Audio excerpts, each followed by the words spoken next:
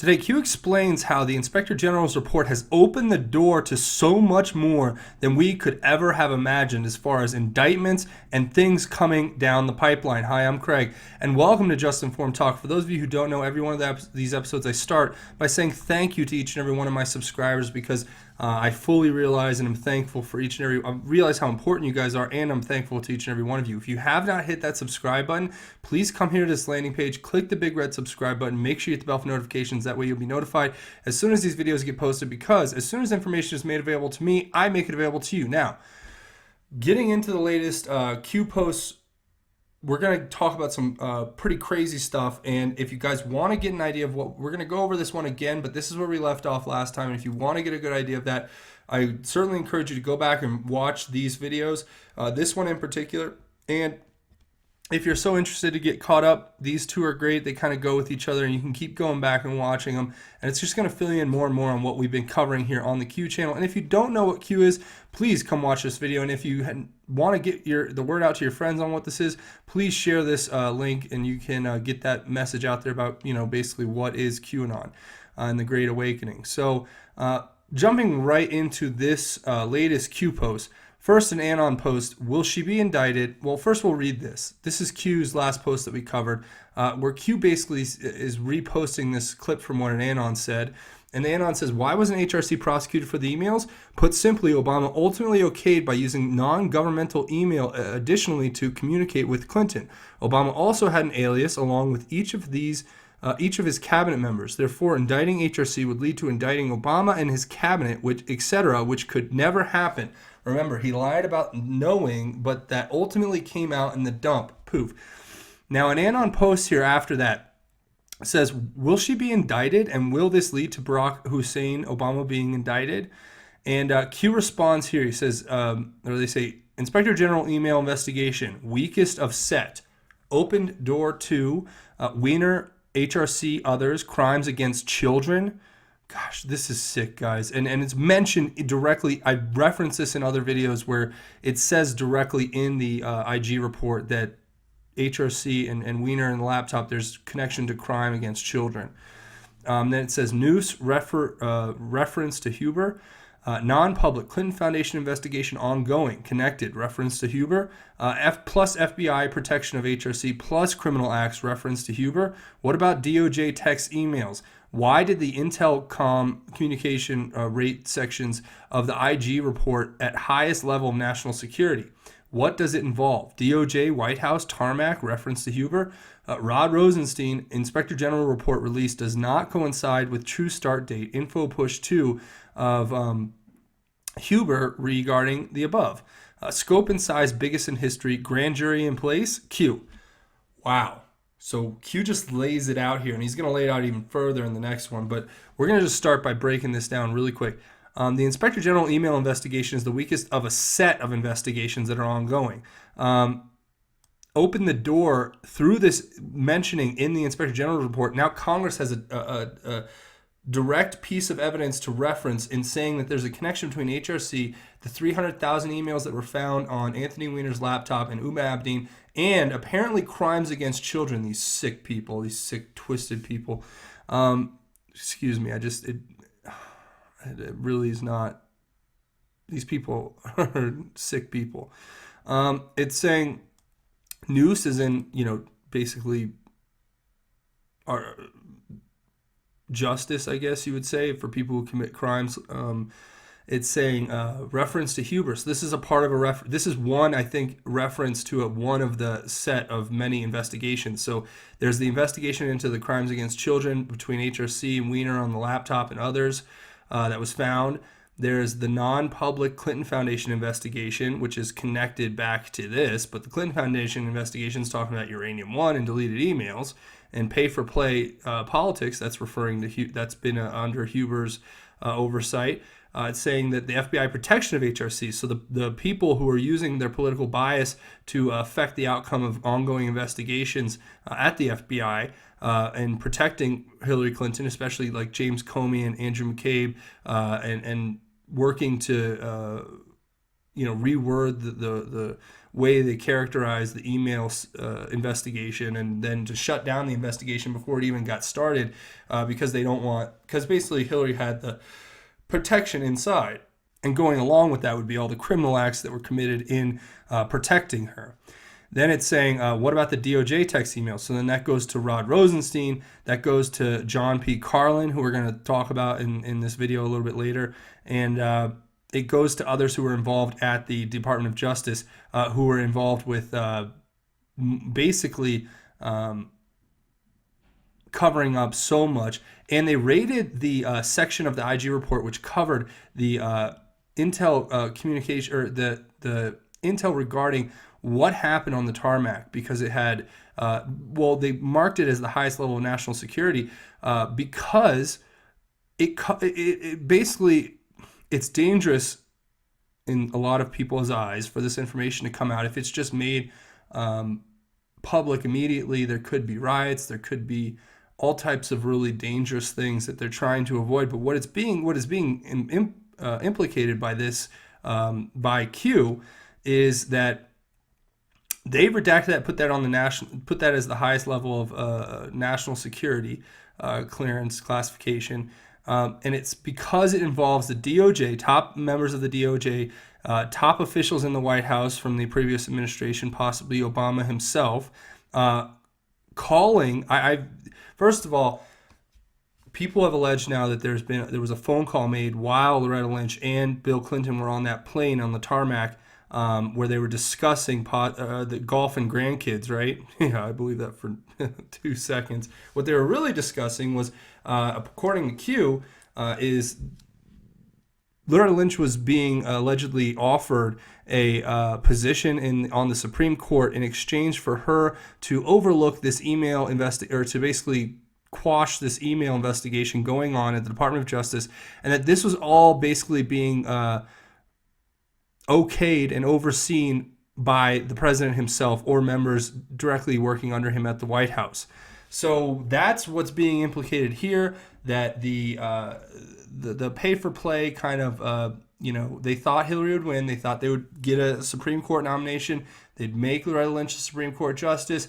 Then they would basically sweep this email investigation under the rug, and we would have never heard about it again, and our society would have just slowly died in a quiet manner, with people just being shushed or shut down as far as getting information out there, which the Clintons have proved to be very, very tactful at doing that. So Rod Rosenstein, and it's got him in the brackets again, saying the Inspector General report release does not coincide with the true start date, info push 2 of Huber regarding above. Scope and size biggest in history, grand jury in place. Q. So what Q is telling us is that all this stuff that we're covering up here, it's not representative or represented by the Inspector General's report. Therefore, it does not coincide with the true start date where we're going to actually drop all this information and start the full investigations and actually have grand juries levy indictments. That's coming, but apparently the IG report, it's still too soon, which is reasonable because you have Rod Rosenstein in place, who we're going to talk about in a second too, who may or may not be getting fired on Friday. So this is big stuff, guys. Scope and size biggest in history, yeah.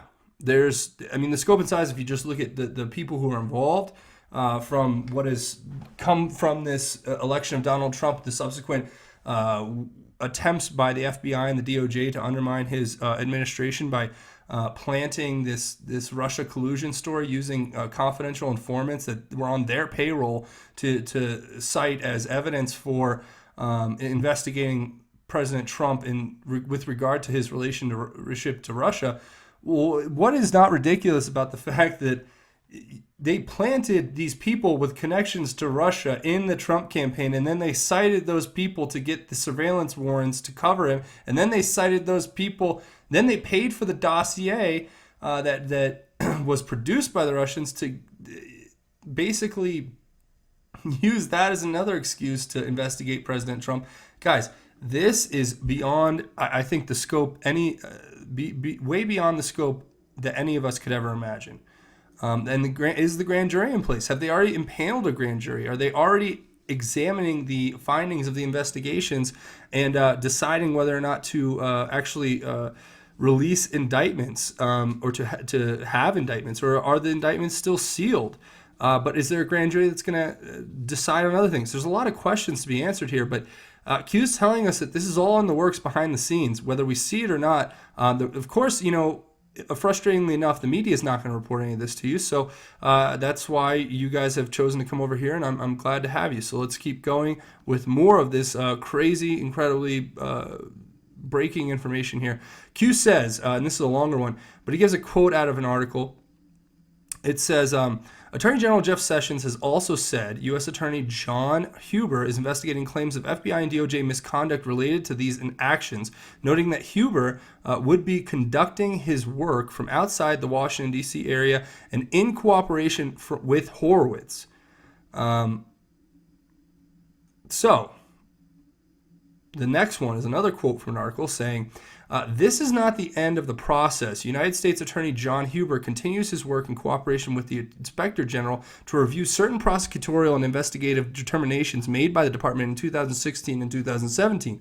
Sessions said he has reviewed this report and, based on its findings and his own investigation, will provide recommendations as to whether any matter not currently under investigation should be opened, whether any matters currently under investigation require further resources, or whether any matters merit the appointment of special counsel. And it gives the links to these two articles, and then it goes on after quoting those two articles to say special counsel equals restart with significantly less staff equals stupid. And this is a Reddit summary that Q's giving us here. So from somewhere over on Reddit. It says, Professor Turley is a very respected liberal law professor and longtime civil libertarian, has been critical of both parties over the years. Turley says the use of John Huber gives the Inspector General the prosecutor he needs to bring charges and seek indictments. No need to go through Rod Rosenstein, which is critical. Huber is conducting a full-fledged criminal investigation into all these matters. All their matters Republicans are calling for a special counsel to investigate.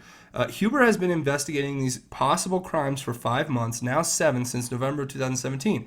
By giving the Inspector General a prosecutor, they can now go after the deep state without looking like a political witch hunt. This is critical. Sessions informed Congress in his letter that all the matters recommended for investigation by Goodlatte, Gowdy, and Grassley are, quote, fully within the scope of Huber's existing mandate, unquote.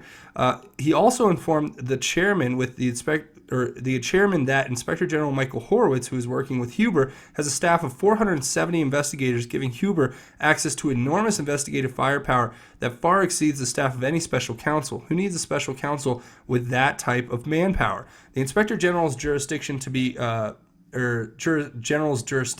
conduct civil and criminal investigations includes, quote, actions taken by former employees after they have left government service, unquote. Then Huber can act on any of those matters. This is huge. A grand jury can be impaneled anywhere in any deep red state away from D.C. This is very important and why Trump needed to appoint as many judges as possible. Huber and Horowitz can accomplish everything a special counsel can do. If Sessions feels that charges should have been made that weren't, he can still appoint a special counsel to make that happen. Huber is a lawyer from deep red Utah, not the D.C. swamp. If, quote, if a special counsel were appointed, there would be a great deal of delay, unquote, Turley stated, versus the team of Huber and Horowitz who are already 5 months into this investigation. It's too late to even appoint a special counsel. Charges can be filed before midterms. From you, Clardic, this is the person, I guess, who wrote this response here from Reddit, saying, Huber and Horowitz were both appointed to their positions by the Obama administration.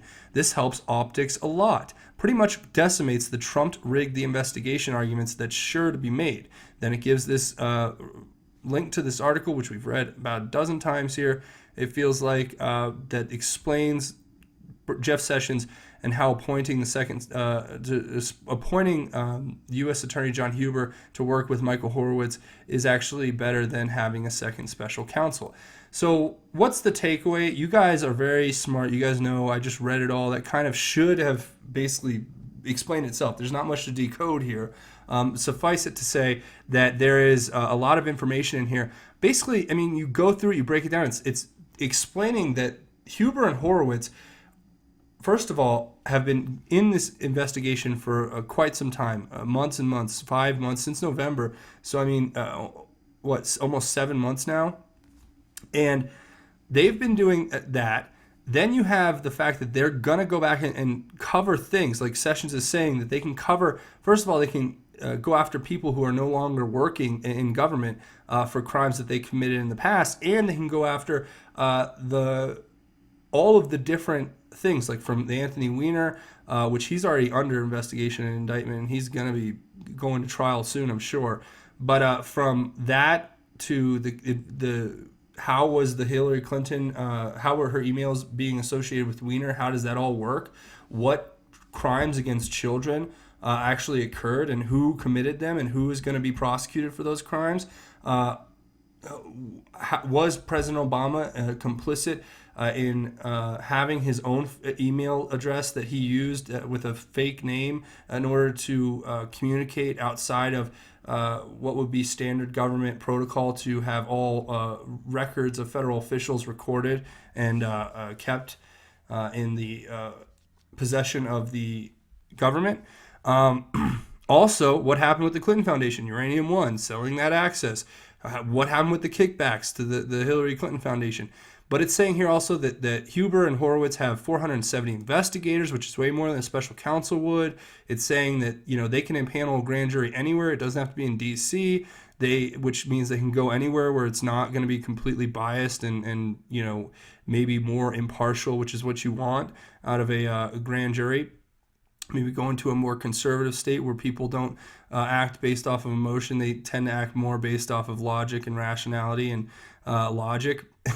I hate to be so general, make such generalization, but it just, you can't go into some of these far left liberal metropolitans and just not see the people that, or just hear a lot of thoughts and ideas that seem to be incredibly hyperbolically charged and to be ultra feelings based and less rational logic based.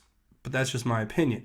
And it's saying here basically that Huber and Horowitz were both appointed by the Obama administration, so it's going to make it almost impossible for the media to turn around and say that these two are basically political hitmen, metaphorically speaking, put out there by Trump to go after his political rivals. Well, the reality is that the people who are going to be under investigation are the ones who appointed these people who are in office making these investigations into their crimes.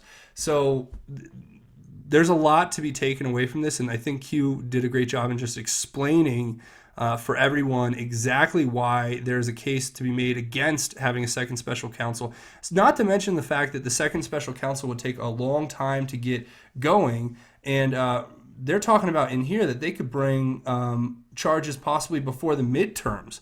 So, and we would love to see that because we don't want the midterm elections to be affected by this farce of an investigation into the president with regard to this made up and imagined Russian collusion that they have no evidence or proof for. But while on our end we have mountains of evidence that prove that not only are they're biased, but they've committed prejudicial they committed acts of prejudice against the president. The people at the FBI and the DOJ, the two top law enforcement agencies in the country, in the world, baby, have egg all over,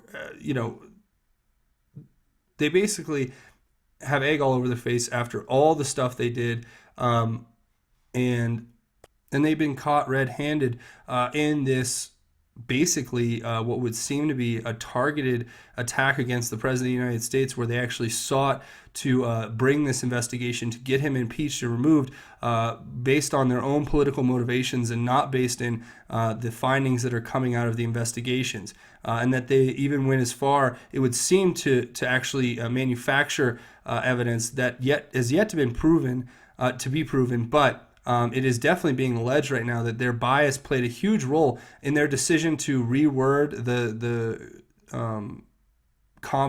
way that Hillary Clinton's emails were described by James Comey, and then the decision not to inform basically the Congress of the fact that Peter Strzok and Lisa Page are running the investigation into Hillary Clinton's emails, while at the same time exhibiting this incredibly biased hatred for the president of the United States, and actually through their text messages saying things that would implicate them in being a part of a bigger plot to undermine the president and to sabotage his presidency and to disallow him from actively executing his office, or executing the duties of his office. So there you go. Now here we have this video. Q says, or an ANON post here, Q, you have not addressed why the Inspector General said the altered Inspector General's report, according to you, was the real one. And Q gives this post to a video. It says one of many examples, Q. Now the video has been pulled. What the video was, I already saw it, and it's not like it's a big deal. You can find this video anywhere. I'm sure it exists. This particular version has been pulled, though. But what it was Kimberly Guilfoyle at the 15-minute mark of that video. It was basically a recording of the television show The Five on Fox News Channel that airs every day at 5 o'clock Eastern Time. That has 5 hosts, and it was Kimberly Guilfoyle of The Five saying that basically what she was saying was that the Inspector General's report that was released is different than the original Inspector General's report because Rod Rosenstein basically edited the Inspector General's report that we're seeing now, and she basically says that because it should not be allowed that the person who is being implicated by the findings of this report is having access to changing this report. That I agree with 100%, but that's what Q's saying. He says there's 100 examples. There's not 100, but he's saying there's many, many more examples of this. And that is that we all know that Rod Rosenstein basically edited that Inspector General's report, and that it's the watered down version that's meant to cover the you-know-whats of high-ranking officials in the DOJ and the FBI and even higher up than that, it would seem. Now, the next Q post says, no name absent, end near Q. So Q's, I think John McCain is no name, the person who we don't name his name, because he has done a lot of stuff that has been very unsavory. But end near. So he's been pretty sick lately with the tumors in his brain and all that. So does it mean that he's getting close to passing? I don't know. Is his health deteriorating? I don't know. Is that what Q is insinuating here? You guys will let me know in the comments, because that's the best I can put together with that he's giving us a heads up that something may be going on with John McCain that we need to keep our eye on, and that he's been absent. So you guys will let me know in the comments on that one. The next post, all right, this is where it gets interesting. So it goes, Amanda Renteria, Bridge, Loretta Lynch, and HRC, plus Bill Clinton and Loretta Lynch, tarmac, witness. Then it gives a link to the video that shows the security footage from the airport that shows people getting onto the plane. And what it would appear to show is Bill Clinton with a woman who may be Amanda Renteria. And so was she with Bill Clinton and Loretta Lynch on that tarmac in that plane at that meeting? That's a question we really want answers to now. It says, look close behind Bill Clinton, so the woman that's near him, trusted by Clintons, and she's running for California governor. Who is funding? Who is campaign manager? Risk is high. Q. Okay, a lot to break down here. First, Amanda Renteria, for those of you who don't know, is actually right now, she is running for the governor of California. She formerly ran for the House of Representatives and lost. And she happened to be the Hillary Clinton's 2016 presidential political director for her campaign. So this lady is in like Flint with the Clintons. And this video right here, which you're going to watch, may or may not actually show what we're looking for here. So you can see right here, that video is kind of, you can see there's somebody there. Here, let me pull this back.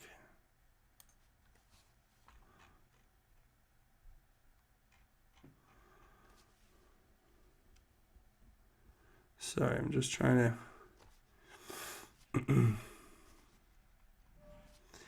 Yeah, I love how they put all this crud on here that you don't need, and they want to give me all these advertisements, and don't need it. All right, let's look at this again.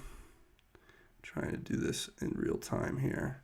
But you can see it looks like there's somebody, there's two sets of legs there, and you can see the Secret Service agents all standing around. So you can kind of make out, it's going to show the video one more time here. And when it does, it's going to be even more close zoomed in, so we can maybe make out even more.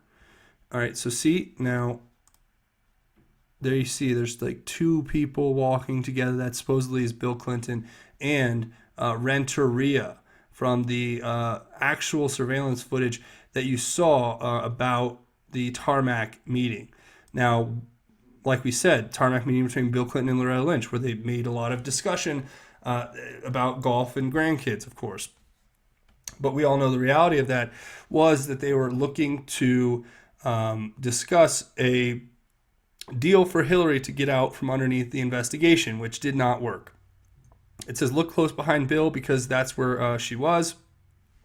Now, she is trusted by the Clintons. She is running for California governor. So what does she know with regard to the tarmac meeting? What was she doing there? That's an important question to ask. Now, and of course, if she becomes California's governor, then I don't even know what to say, because that state, it needs some real leadership, and it doesn't need any more of these Clinton cronies, liberal nut jobs, moonbeams. It doesn't need any more of that, trust me. And it's saying who is funding, who is campaign manager. So I have not been able to identify really who's funding the campaign. I'm sure it has people that are related back to the Clinton Foundation. And I haven't been able to find who the campaign manager is. But it's saying risk is high Q. I know that she worked on the Hillary Clinton campaign, but then I don't know who is actually her acting campaign manager. If you guys have that information, please feel free to share that down in the comments. I really appreciate it. But that's what's being told to us by Q, and this definitely warrants a further review and research. So if you guys want to do that digging, I certainly encourage you, as I will be doing more and more digging as I get off of here after I'm done with this video. Now the next one is an ANON who posts a screenshot of a tweet by Devin Nunes, where Devin Nunes references his own previous tweet saying, can anyone tell me who the DOJ lawyer is that speaks French via text in the IG report? This will save a lot of time in the hearings this week, so my colleagues won't have to ask this question. Then Q says, you asked for popcorn, let's start here, Q. So Devin Nunes has the popcorn. Guys, this is a phrase that we use very often here on the boards and other places where we talk and discuss about QAnon, is get the popcorn. It means something big is going to happen. The movie is about to begin. You need to get the popcorn. It's all coming. And now even Devin Nunes is communicating, giving us a shout out, saying he's got his popcorn ready for this week that we're going through right now, which is crazy. And there's so much information. Like I've been watching all morning, for instance, the Inspector General in front of the House, one of the House Intelligence Committees that's headed by Trey Gowdy, actually being cross-examined. And we're going to talk about that in these posts as well. So the next post says, Free Iran. Fight, fight, fight. Regime change. People have the power. We stand with you. Q. So as I said before, the hardliners in Iran absolutely hate us. But there are people who are fighting that regime in Iran, and we should support them. If only for the fact that they're human beings too, and they want peace and they want prosperity and they want to have freedom. And in not supporting them, then we are basically condemning them to a life of subjugation and possible demise if the hardline factions inside of Iran succeed in enacting this great war against the great evil that is America, in their words, not mine. A lot of people are going to lose their lives. It's going to be very sad and very, very, very tragic. So we want to try to save human life. We're not trying to destroy human life. And in that, we're trying to support the freedom fighters in Iran. And I'm sure some of you are watching this on your on some sort of back channel workaround to the firewalls in Iran. I'm sure they've access somewhere to free information. So if you're watching this video and you are in Iran, probably don't comment. They don't want to draw any attention to yourself. But look, We here are with you in America. And we want the same thing. We want peace and prosperity and freedom, and we don't want, the religiosity of radical Islam to dictate the way that we live our lives. So we are in agreement on that, and being that that is an agreeable starting point, we can work away from there. But you have to enact your own regime change. You, the people, have the power, and we will stand behind you if you do decide to work against that regime, as they are. They're asking for this through their actions, and it will be coming. You rest assured in good time. We are working on that behind the scenes. I am certain of that. Now, the next one. Q post declassified. Lisa Page, Viva les Resistance. And he puts Viva versus Vive, J blank C. Why classified by Intel communication at highest level, define title, define role with Mueller, exchange shelters very senior mentor or member, Q. Okay, this is it. So what were we even talking about here? This is the text message that between Lisa Page apparently and an unidentified second FBI attorney. And it's unidentified second person, right? It's saying, is it making you rethink your commitment to the Trump administration? And then they say, basically, heck no, viva les résistants. So obviously they didn't even know that in French it's vive and not viva. Or was that a coded message within the message? I'm not sure. But what it's pointing to is something that's very interesting. We've kind of uncovered who this J space C is. It is possible that this is John P. Carlin. And who is John P. Carlin? Well, John P. Carlin actually works now at what would appear to be some sort of private law firm. It's Morrison Forster. And but here's all you need to know really is right here in this first paragraph where it talks about him. It says, John P. Carlin, former assistant attorney general for the U.S. Department of Justice's DOJ National Security Division, chairs Morrison and Foster's Global Risk and Crisis Management Team. So that's what he does now, and he's the former assistant attorney. And we're going to talk about his connection to Robert Mueller. So I believe my interpretation is that this is the guy who is the unnamed second attorney, and this is going to be huge because he was the assistant attorney general back in 2016 when this whole investigation was taking place. He was working at the DOJ, and that was happening. This is a real thing. And it says here, prior to assuming his role in the NSD, Mr. Carlin served as chief of staff and senior counsel to Robert Mueller, former director of the FBI, where he helped lead the FBI's evolution to meet growing and changing national security threats, including cyber threats. I wonder what they were doing together.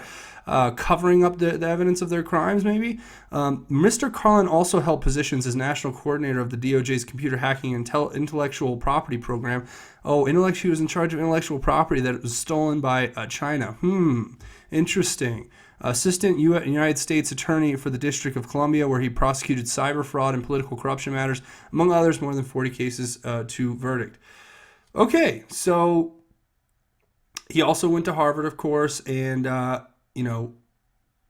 that is kind of the story behind him. But so he was the chief of staff and senior counsel to Robert Mueller, okay, who is the head of this whole band of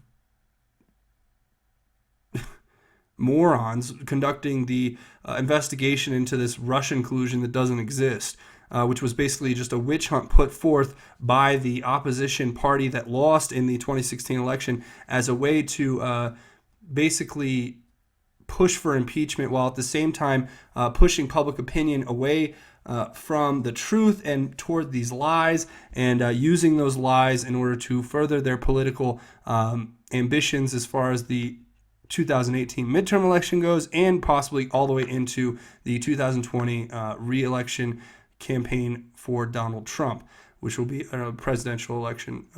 And so this is what this guy is. This is what Q is saying. It's saying Viva versus Vive. I'm not sure why that was changed or what that has a reference to yet. but it's saying this intel was classified at the highest level. Defined title, his role with Mr. Mueller, we just went over with Special Counsel Mueller. Exchange Shelter's very senior member. So I think what's being suggested here with this Exchange Shelter's very senior member, meaning the Assistant Attorney General, John P. Carlin, was the one who was involved with this, with Peter Strzok, with Lisa Page, and they were a part of this resistance against Trump together, and that the way it's been classified has been to shelter and protect the fact that there was a more senior member involved. So there you go. Do with that as you will. Now the next one, Q posts a picture, and this picture is of a post Q made a while ago, back on May 14th, where it outlined these. It was over a dozen articles that are basically talking about how Q is a conspiracy. It's a conspiracy that says that President Trump is a genius, which he is, in my opinion. But it says that it's a conspiracy that was pushed by Roseanne, and that it was talking about QAnon, basically, and how it's all a big conspiracy. And then Q writes, all are coordinated, all for a LARP, attacks will only intensify, ask yourself why Q. Then Q says, sample, why so much attention? And he gives 2 more articles about Q. And these articles are coming out of basically Vice.com and the Daily Beast. First, you have the Daily Beast article here, where it just talks about how QAnon, the crazy pro-Trump conspiracy, melts down. And you read through these reports, and it talks about some guy who went out onto the Hoover Dam and demanded that the actual Inspector General report gets released. I don't think anybody here wants people to do that kind of crazy stuff. But we are covering this information. They call it the QAnon conspiracy theory. And that it was basically debunked by the fact that the Inspector General's report didn't have all the scandalous information that we had suspected it would have, right? And it's saying Q clues had long been hyped up in the release of the Office of Inspector General report, but then the report came out and it wasn't filled with the kinds of revelations QAnon supporters were promised. This guy doesn't even know what they're talking about. Q told us it wouldn't contain that. Now QAnon believers are mysterious, and the mysterious Q are scrambling to react to the report's disappointment. Scrambling? I don't think I've heard anybody over here scrambling or even doing anything that would resemble close to scrambling. And then it just talks about how this guy went out there, and it actually mentions David Seaman, who's come out pretty strongly against Q. And, he's entitled to his opinion. I'm not going to comment on David Seaman. I'm just going to say that he's certainly entitled to his own opinion. And it actually even references Pragmatic here, who points out that the margins, the fonts were changed in the Inspector General's report, trying to say that something was changed with the actual report, when we know it was changed by Rod Rosenstein. But this is one of the articles that Q points us to, right? Thought that was interesting, and basically just another hit piece against Q that's written by somebody who doesn't know anything about QAnon, basically. Then we have this really comprehensive article written by Vice saying a guide to QAnon, the new king of right-wing conspiracy theories. So this is what they do. They label you as a conspiracy theory, and then that's how they devalue the information. That's how they get ahead of it by putting this out, talking about how all we're doing is sitting over here talking about George Soros and the Illuminati. Well, let's just say there's so much more to it. Now, what does this person do? This person decides to talk about Roseanne. He starts with Roseanne Barr's talking about her career-ending tweet, and then it talks about Q clearance. It explains Q, kind of, and it tries to explain what crumbs are and what bakers are and what dough is. If you guys want to go read this article, you can. I'm sure you can find it on Vice.com. It goes over things we've talked about with the stringers. Goes over when President Trump said the storm. And it's almost like laying out the case to prove Q right. It's almost funny. They call it a conspiracy theory, and then they have, paragraphs and paragraphs and paragraphs that would basically prove that Q is real and exists. But it's really great to hear them try so desperately to undermine what work we've made such progress on with Q and getting this information out there. I mean, nobody would ever connect any of these dots. And I'm not going to read this whole article. I'm just scrolling to give you an idea. And I'm sorry, because a lot of you are going to be upset. You're going to be like, oh, stop scrolling. I can't read. Well, if you want to go read the article, go read it yourself. But it talks about all the way to the ankle monitors and Bangladeshi currency, where Q told us about the Bangladeshi attack that happened. Godfather 3 talking about the connection to the Pope. And yeah, this whole article, though, you know, they're basically countering their own argument that Q is a conspiracy theory by giving ample evidence to show that all of this is real. And but then inside the article, they try to get little jabs in to say how it's not real. Well, you know, the fact that you're writing a whole article about this phenomena in and of itself means that we are winning, right? That means that we are getting this information out there. And whether it's good publicity or bad publicity, any publicity is good publicity, right? And that's what this is. And they're all doing it, I guess, all for a LARP. It's just some random 8chan or 4chan hacker who just is tricked all of us. No. This is real. This person who wrote this article is a moron. And it only proves what we already know about Q and everything else, that this is all real, it's happening, and they're validating it by putting in these articles and trying to debunk it when they can't. Because if they really knew what Q was and they really followed the information and they really had a good idea of what this was trying to uncover, then there's no way they could write an article like this. But because they just look at it and they're told by their controlling entities, whoever their editor at large, that, you know, we need a hit piece on Q, this crazy conspiracy theory that alleges that Trump's a genius and that all this other stuff. Well, no. QAnon is just a means to get information to the public, okay? And people like this who write these kind of articles, let's just put it this way, they're not working for your benefit. They're working for their own benefit. And then Q says, quote unquote, conspiracy. Yeah, that's what I thought. All for a LARP, right? Why so much attention?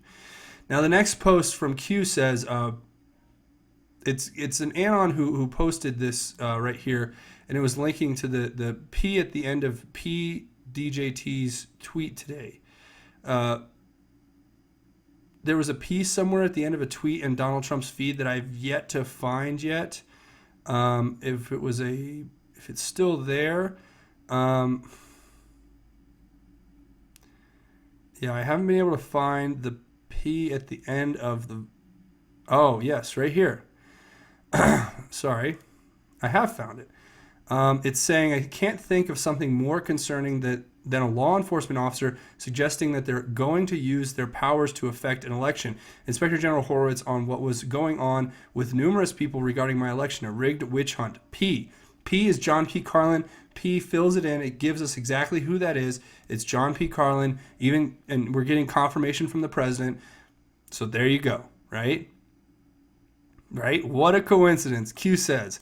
There you go. That one's solved. What a coincidence. Again, Q's commenting to his own post here, saying, what is this? Would she know? And then it gives this right here, which is a quick cut. Dealing with the Republicans' attempt to undermine the Mueller investigation, and as well to fire Attorney General Rosenstein, which they're planning to do on Friday. So that was a bad version. I found a better version that gives more context to why Sheila Jackson Lee interrupts Jim Jordan with that statement during the committee hearing where Inspector General was just on. So watch this clip and it'll give you more context, and I really think this is an important clip to watch for everyone involved. DA was taken to the FISA court. They didn't tell the court who paid for the document. Will you look at that question? Certainly within the FISA review. Parliamentary inquiry, Mr. Chairman. Parliamentary Mr. inquiry. Horowitz, in the course of your investigation, will you look at the question of why, when the application was taken to the FISA court, they didn't reveal the fact that the author of the document, the author of the dossier... Chairman, I have a parliamentary inquiry. The gentleman from Ohio controls the time. Is it not appropriate to raise the question as to what is the germaneness of the gentleman's line of questioning and whether or not we're dealing with the report of Mr. Horowitz or we're dealing with the Republicans' attempt to undermine the Mueller investigation and as well to fire Attorney General Rosenstein, which they're planning to do on Friday? The gentlelady has not not stated the a agenda. parliamentary inquiry. The gentleman from Ohio controls the time, and I would ask that the time be put back on the clock that was usurped by the gentlelady from Texas. I would just respond, Mr. Chairman. It's been widely understood that when the dossier was taken to the FISA court to get a secret warrant to spy on a fellow American citizen, they didn't tell the court two important facts. They didn't tell the court who paid for the document. They didn't tell the court the guy who wrote it had been fired by the FBI. And I'm just asking, as Mr. Horowitz undergoes this important investigation, if he'll be examining those two fundamental questions. We will take under advisement those and other questions that have been raised. And as we said with this review, if we find additional issues, we will look at those as well. So there you go. There was the full kind of what happened, the exchange. You had Jim Jordan in the middle of doing his line of questioning with Inspector General Horowitz when he was basically interrupted in an out-of-line fashion by Sheila Jackson Lee, trying to determine whether the line of questioning was germane to the investigation. Are you kidding me? This woman is trying to cover up the fact that she knows how guilty the Clintons are. She knows where this investigation is going to lead into to how many people who she probably has relied on in the past for political backing, political favors, and had been gotten into some kind of agreements with, in my opinion, possibly, that's why she's just doing everything she can to interrupt and to interject her opinion because she thinks that she's right, when we all know she's obviously wrong. What is this? Would she know? She probably would know if it was, able to be leaked, if that decision's already been made and somebody told her. It's possible. I'm not sure. And if that is the case, then Q's basically telling us that the question I would ask is Q telling us that Rod Rosenstein is going to be fired on Friday? And we will have to wait and figure out that later. Now, the next two posts, first, give this great explanation here. Q says, text A, text B, text C. Text B missing and takes 4 attempts to recover due to glitch. Text B supplied in IG report. How can you obtain text A and B, or A and C, but somehow the most incriminating text B is lost due to a glitch, recovered later only after classified intel methods applied? This is the level of corruption we are dealing with. The American people are not stupid. Q. So this text, they tried to disappear it. And we had to go use our classified intelligence methods, intelligence gathering methods, like certain systems that exist at the NSA, to go and get this text messages where literally you have, and what they're trying to say is that this text that was between Lisa Page and Peter Strzok, where Lisa Page says, no, he won't become president, he won't become president, and Peter Strzok responds, no, he will not. We'll stop it. Basically saying they're going to stop the president at the time,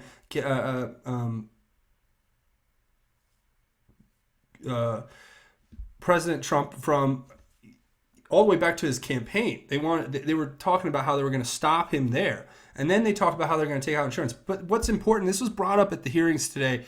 The intelligence hearings, where they were saying, look, how is it that we have the text before it and the text after it, but then somehow a glitch just selects to omit this one text, which happens to be the most incriminating text of all, that basically shows their intent to use their positions to interfere with the election, to interfere with Donald Trump's campaign.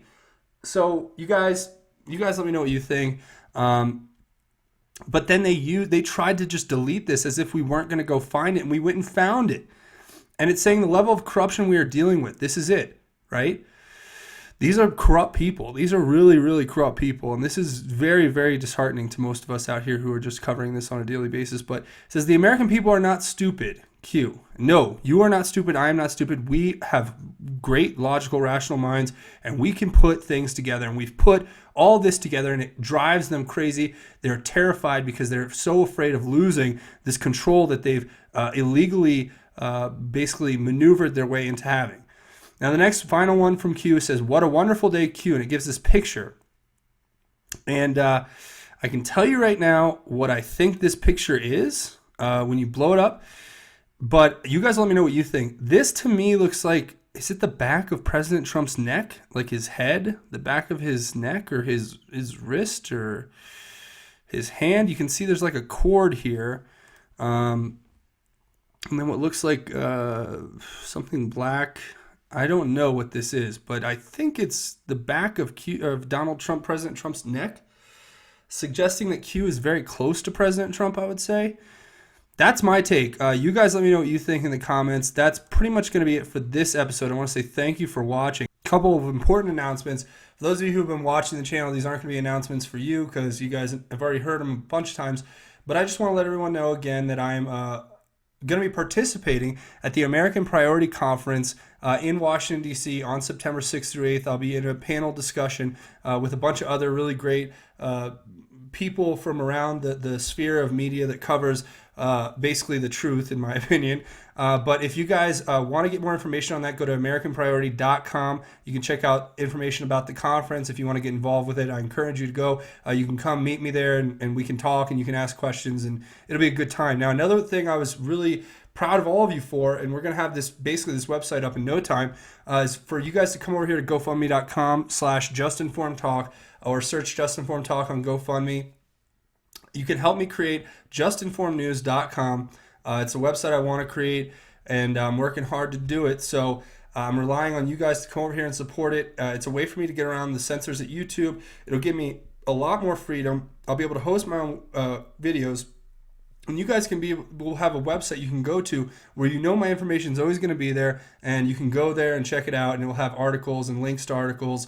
So it'll be a cool website, and I'm really excited to get it going. And thank you to everybody who's made such generous donations so far. We're already 20% of the way there. So at this rate, we'll have this website up in no time. So thank you to everybody who's going to come over here to GoFundMe and make your donations there. But also, if you're looking for a way to contribute to the actual channel itself, if the best way to do that, to contribute, is to come over here. If you have not hit the subscribe button already, please come click the big red subscribe button. Make sure you hit the bell for notifications. It's free for you. It helps me out big time. It's like throwing me a buck. Please come hit that button if you have not already and subscribe to the channel. The second best way, scroll down at the end of this video, leave your thoughts, theories, and insights in the comments because like I say, we try to have our own QAnon research board at the end of each one of these videos where we discuss all of the Q posts at length, and we talk about stuff that's going on in the news, and we talk about how that all correlates, and we're what they fear.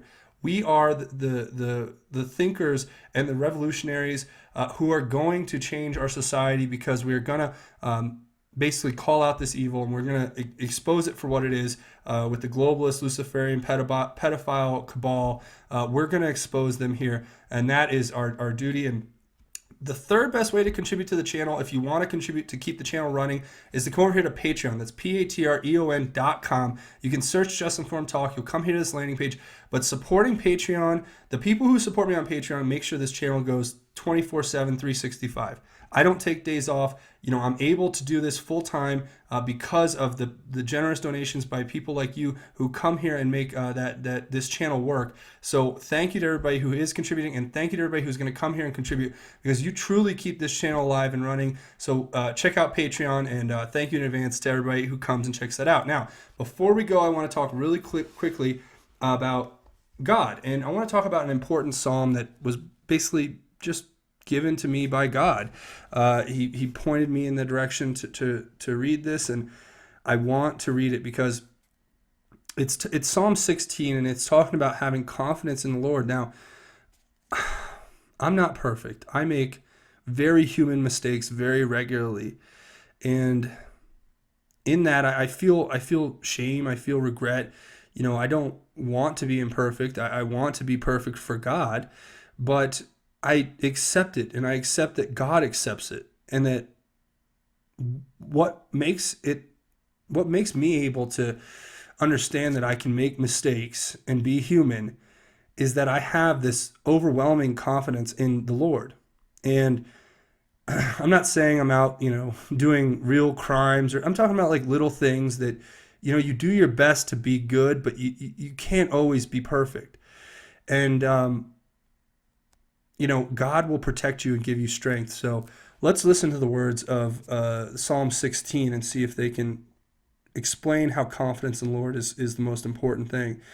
But it starts, "Protect me, God, for I take refuge in you. I said to the Lord, you are my Lord. I have no good besides you. As for the holy people who are in the land, they are the noble ones in whom is in all my delight. The sorrows of those who take another god for themselves multiply. I will not pour out their drink offerings of blood. I will not speak their names with my lips. Lord, you are my portion and my cup of blessing. You hold my future. The boundary lines have fallen for me in pleasant places. Indeed, I have a beautiful inheritance. I will praise the Lord, who counsels me. Even at night, my conscience instructs me. I keep the Lord in my mind always, because he is at my right hand. I will not be shaken. Therefore, my heart is glad, and my spirit rejoices. My body also rests securely, for you will not abandon me to Sheol. You will not allow your faithful one to see the pit. You reveal the path of life to me. In your presence is abundant joy. In your right hand are eternal pleasures." And yes, that's what we should take away. I mean, we should take away that no matter what happens, when we are faced with those who, in this particular portion, it says, pouring out blood offerings to the evil, and to basically have other gods besides the one true God, God the Father, and Jesus Christ, his Holy Son, with the Holy Spirit. So, God will protect you. He'll make your heart glad, and he'll make your spirit rejoiced, and he'll allow you to rest securely in knowing that as long as your commitment to God is unchanging and unwavering and eternal, then you will always be saved and you will always be forgiven, because God has that power. God has the power to forgive, and it's something that we should try to embrace in our own lives even more, the power of forgiveness and the power of, just helping one another and encouraging one another. So I wanted to share those words with you, and I want you to know that, no matter what's going on in your life, if you're not getting everything right and you're making mistakes, but you're genuinely a person of God, you have faith in God, and you know that putting your faith in God is what's most important. In that scenario, I can tell you right now that every single one of you are saved by the Lord, and you just have to start that conversation with a prayer. So I'm going to leave it there. I want to thank everybody for watching. Now's a great time. If you haven't hit that subscribe button to come here on the landing page, click the big red subscribe button. Just remember, if you don't take anything else away from this episode, remember God absolutely loves you, and that you're only a prayer away from reopening that relationship, and he has so many blessings in store for you, and it was such a wonderful plan for you in your life, that as long as you look to him and embrace him and work hard for God, even if you make mistakes along the way, you will be successful, because God will deliver you. And I just want to share that with you guys. So thank you again for watching. Until next time, I'm sure there's going to be more Q posts, so look for a video tonight. But this has been Just Informed Talk. My name is Craig. Godspeed and God bless each and every one of you, Patriots.